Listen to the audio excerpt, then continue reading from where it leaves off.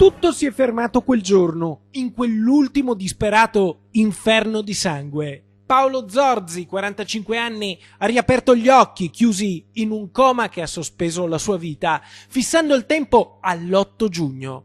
Si è risvegliato urlando nella convinzione di essere ancora lì davanti all'assassino che si accaniva sulla sua amica e collega di lavoro. Oggi può ricordare, può raccontare al pubblico ministero. Aveva accompagnato Marianna Sandonà all'ultimo appuntamento col suo ex Luigi Segnini. L'uomo, 38 anni, dopo essere stato lasciato però non si era messo il cuore in pace. Arrivato a Montegaldella era sceso dall'auto con un coltello dalla lama lunga 10 centimetri, gridando come un pazzo. Quello che oggi è il testimone chiave venne ferito con 2 fendenti che lo avevano lasciato in coma fino a venerdì.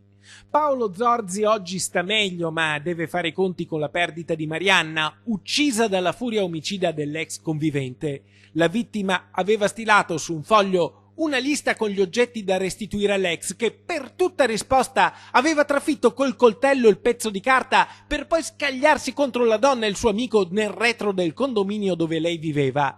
Al vaglio degli investigatori anche i cellulari dell'assassino e della vittima, perché c'è la possibilità che Marianna abbia registrato tutto. Segnini, che faceva il camionista, dopo l'aggressione ha tentato il suicidio con lo stesso coltello usato per il delitto. Dimesso dall'ospedale, ora è in carcere a Padova.